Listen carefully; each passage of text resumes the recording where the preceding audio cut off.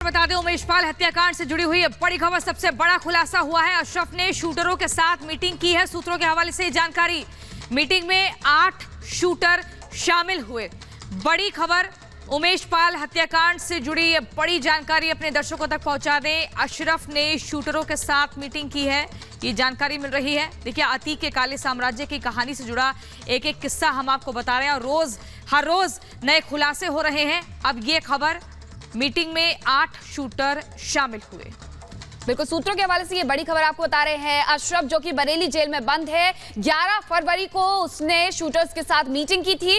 8 shooters को यहां पर बुलाया था। देखिए, 11 फरवरी, उसके बाद 24 फरवरी जब उमेश पाल की हत्या कर दी जाती है। तो ऐसे में बेहद अहम है ये खबर कि किस तरीके से 11 फरवरी को अशरफ ने इन तमाम शूटर्स से मुलाकात की, इन्हें समझाया कि आखिरकार आगे क्या कुछ करना है। देखिए, ये भी निकल करके सामने आ रहा है कि जो शूटर्स इसमें शामिल थे, उन्हें कहा गया था कि आपको आपके मनपसंद गाड़ी दी जाएगी, पैसों की कोई कमी नहीं होगी। और इस तरीके से यहां पर एक मीटिंग बुलाई जाती है और उमेश पाल हत्याकांड का जो पूरी साजिश है, जो पूरा षड्यंत्र है, वो लिखा जाता है। बिल्कुल, और इसके साथ ही इस खबर से ये सामने आता है कि पूरी प्लानिंग के तहत इस पूरे वारदात को अंजाम दिया गया। लोमस हमारे साथ जुड़ गए हैं जरा जानकारी के साथ। लोमस, बताइए, 8 शूटर्स जिनके बारे में जानकारी सामने आ रही है कि अशरफ ने बरेली जेल में रहते हुए मुलाकात की थी, क्या है पूरी खबर?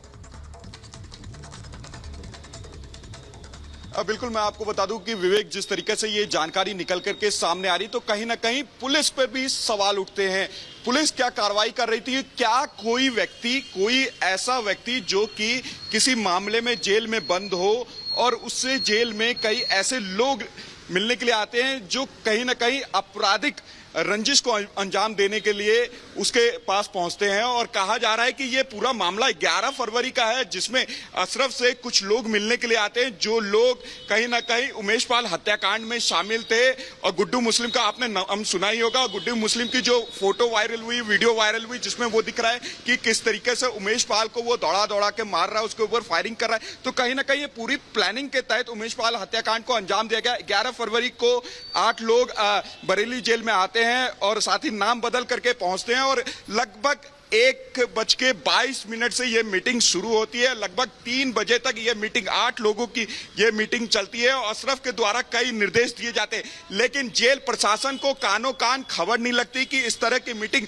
उनके जेल के अंदर है। यानी कि आप समझ सकते हैं कि कितनी बड़ी ये चूक है जेल प्रशासन की कि इतनी बड़ी मीटिंग होती है, एक प्लानिंग किया जाता है, लेकिन जेल प्रशासन को कानों कान इस बात की खबर नहीं लगती कि इतनी बड़ी प्लानिंग उनके जेल के अंदर बैठे बैठे कुछ अपराधी कर रहे हैं और इनके हाथ खाली।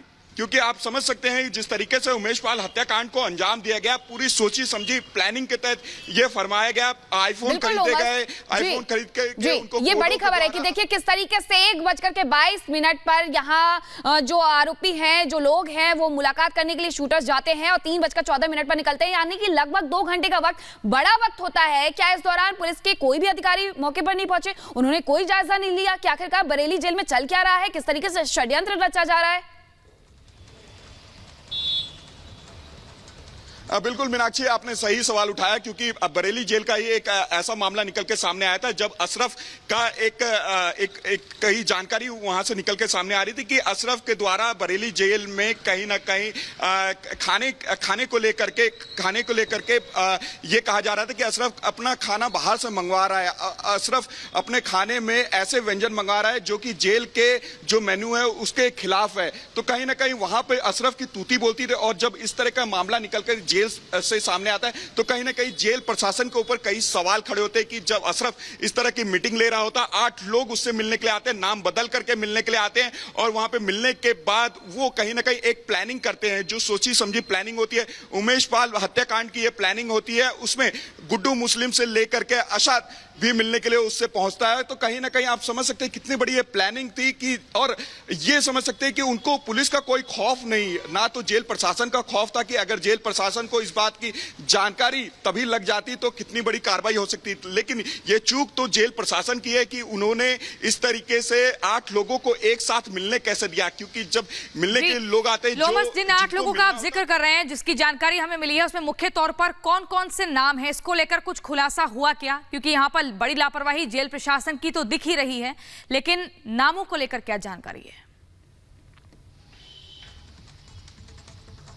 देखिए, फिलहाल मैं आपको बता दूं कि इस मुलाकात में असद, मोहम्मद गुलाम, गुड्डू मुस्लिम, विजय उर्फ उस्मान चौधरी के नाम शामिल बताए जा रहे हैं कि ये लोग मिलने के लिए आ रहे थे। अभी नाम और जानकारी में लेने की कोशिश पुलिस के द्वारा की जा रही है, जेल प्रशासन के द्वारा की जा रही है। लेकिन इस तरह की जानकारी जब निकल के सामने आती है तो कहीं ना कहीं जेल प्रशासन के ऊपर, पुलिस के ऊपर सवाल खड़े होते हैं कि क्या कोई अपराधी जेल में बैठ करके इस तरह की मीटिंग लेता है और किसी बड़े षड्यंत्र की यहां से पटकथा लिखता है। तो कहीं ना कहीं कई बड़े सवाल खड़े होते हैं कि किस तरीके से एक अपराधी जेल में बैठ करके अपने दूसरे आपराधिक जो रिश्तेदार और नातेदार होते हैं उनसे वो मिलता है और एक कहीं ना कहीं एक साजिश को अंजाम और जिस तरह से लोमस ये जानकारी आप दे रहे हैं बेहद महत्वपूर्ण और बेहद ये गंभीर मामला है कि जेल में पूरी प्लानिंग होती है, मुलाकात होती है और जिन जिन आरोपियों ने मुलाकात की थी उन्होंने फिर इस पूरे घटनाक्रम को अंजाम दिया। अगर ये इस पर नजर रखी जाती तो हो सकता था कि उमेश पाल की जान बचाई जा सकती थी।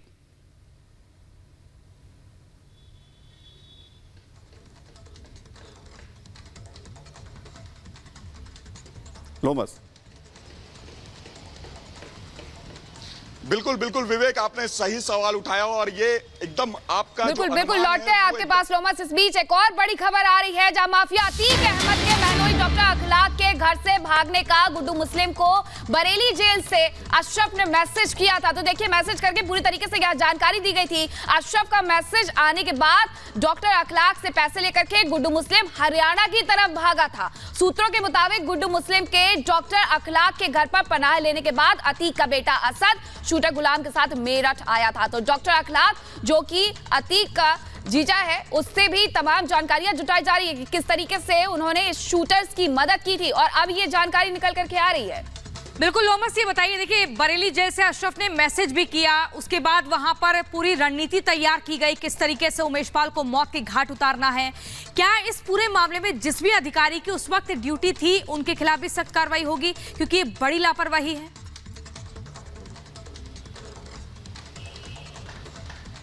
देखिए, बिल्कुल मैं आपको बता दूं कि जिस तरीके से ये मामला निकल के सामने आया तो कहीं ना कहीं जेल प्रशासन पे सवाल तो उठते ही है और जो अधिकारी उस समय मौजूद थे, जो सुपरिटेंडेंट मौजूद थे, तो उन पे ये सवाल लाजमी है कि क्या उनको कोई जानकारी नहीं है कि उनके जेल में क्या हो रहा है, जेल में किस तरीके से मीटिंग ली जा रही है, जेल के अंदर इतने अपराधी कैसे घुसाए जिनके ऊपर पहले से कई मामले चल रहे हैं और वो अंदर आकर के अशरफ के साथ मीटिंग में बैठते हैं और लगभग 8 की संख्या में बताई जा रही है, 8 की संख्या में लोग पहुंचते हैं और वहां पे एक डेस्क टेबल लगाया जाता है, वहां पे वो मीटिंग करते हैं। मीटिंग करने के बाद वो पूरी प्लानिंग करते हैं कि किस तरीके से बिल्कुल प्लानिंग के साथ। लेकिन लोमस, सबसे बड़ी बात इस बात को लेकर है कि अशरफ प्लानिंग करता है, अशरफ गुड्डू मुस्लिम को कहता है कि अखलाक से रुपए लेकर वो वहां से फरार हो जाए। अखलाक जो अतीक अहमद का बहनोई है वो 1 लाख रुपए देता है, उसके बाद उस दौरान असद भी आता है। यानी कि सब कुछ तय था पहले से कि कैसे एस्केप किया जाएगा, कैसे भागा जाएगा, कैसे प्लानिंग की जाएगी।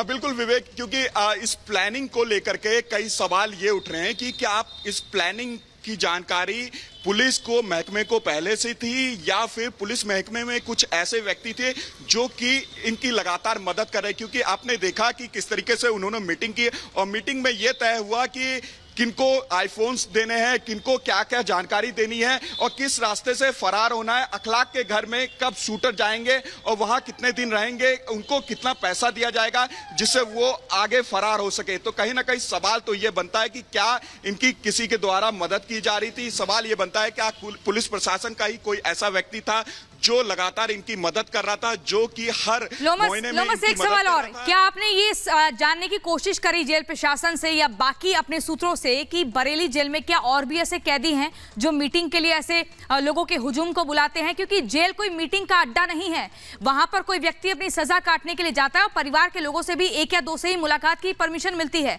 तो ये जो इजाजत है, ये जो स्पेशल लिबर्टी है, वो सिर्फ अशरफ को मिली थी या बाकी और कैदियों को भी मिलती है? देखिए, फिलहाल क्योंकि जिस तरीके से ये मामला निकल के सामने आया है तो कहीं ना कहीं जेल प्रशासन पे सवालिया निशान है। हमने कई बार देखा है, हमने कई बार ये देखा है कि जो आरोपी अंदर बंद होता है उससे जो मिलने के लिए उसके परिवार वाले आते हैं वो 1 या 2 की संख्या में होते हैं, 1 या 2 की संख्या में रहते हैं। लेकिन जब इस तरह का मामला निकल के सामने आता है कि 8 की संख्या में कई लोग आते हैं अशरफ से मिलने के लिए, उनके साथ मीटिंग करते हैं, कहीं ना कहीं जेल प्रशासन पे बड़ा सवाल यहाँ पे उठता है। बने रहेंगे इस बड़ी खबर पे, देखते रहिए रिपब्लिक भारत।